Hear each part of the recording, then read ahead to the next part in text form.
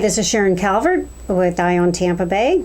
I'm here with Lew Green, and we're going to talk a little bit today about the referendum over in Pinellas that will be on the ballot, the Green Light Pinellas referendum. And that's basically to raise the sales tax in Pinellas County 14%. That's going from 7 to 8 cents, which is a 14% increase.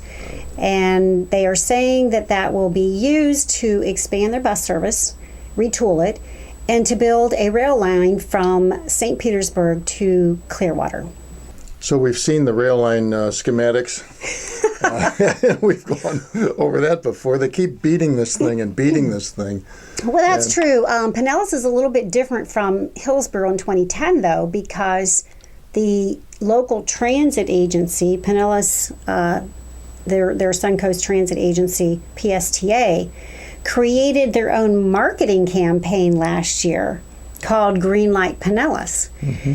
And last year, they spent about $400,000 of taxpayer money putting this campaign together, targeting special audiences to get them on board to basically support the referendum. So let me get this straight. They took money from the taxpayers to convince the taxpayers that spending money to convince them, spending their own money to convince them is good for them or something. That's exactly right. It's kind of a circular firing squad here. It is. Now last year is a little bit different because it didn't actually get on the ballot until December when the Pinellas County Commissioners voted to do that. So they kind of spent that time really probably targeting the power brokers over there in Pinellas to lobby the Pinellas County Commissioners to get it on the ballot. So who are the power brokers over there that wield the big stick?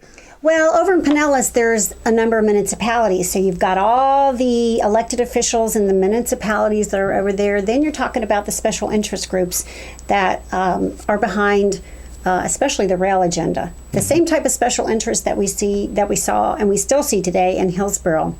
But now it got on the ballot. And they actually hired a company, Tucker Hall, last year to put this marketing campaign. And they're trying to hide behind stating that they're an education campaign, and that their lawyers will say, well, as long as they don't use the words vote for or support, that they're okay. So they have a 501c4 or a 501c3 or no?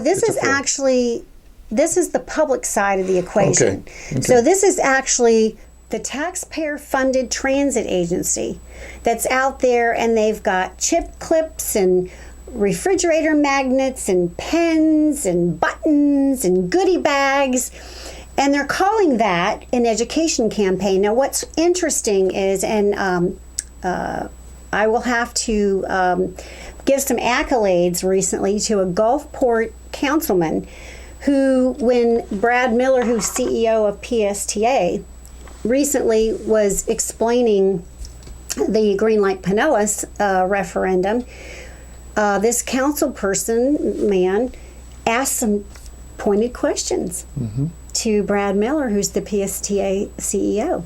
And one of the questions was, well, you have this education campaign, and he actually kind of held up some of the trinkets. You've got all these things that you're handing out.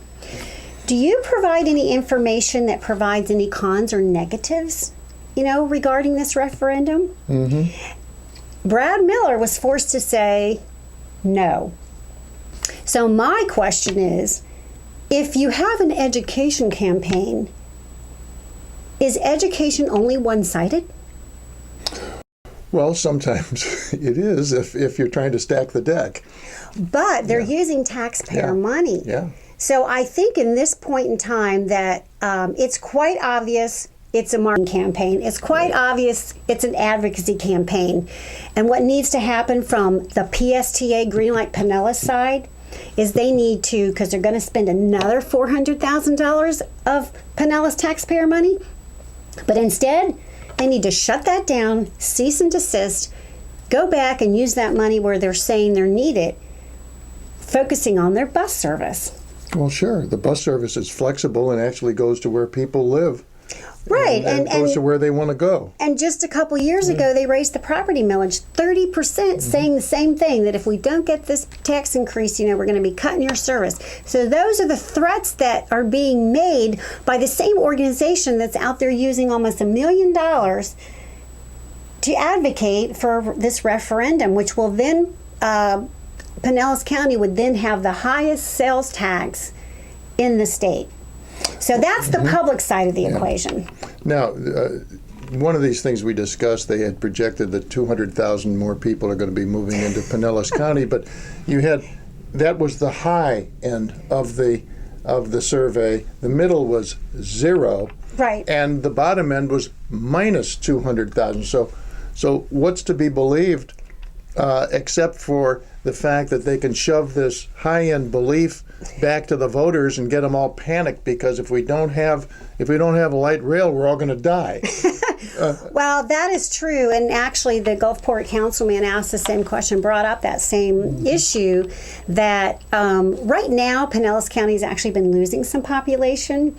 And the most likely scenario is that over the next 25 years, it'll basically be stagnant. So it's very disingenuous. It's just outright not true that in the information that's out there being provided by Green Light Pinellas, that they're saying the population is going to grow $200,000, and you're absolutely 200,000 right. people. 200,000 people, excuse me, by 2040. When that is probably that is as unlikely as Pinellas losing 200,000 people. Yeah, where are they going to put them? That's true. That's true. So what we would like to see is Green Light Pinellas. It's time that you shut down, cease and desist, and go focus on your bus service.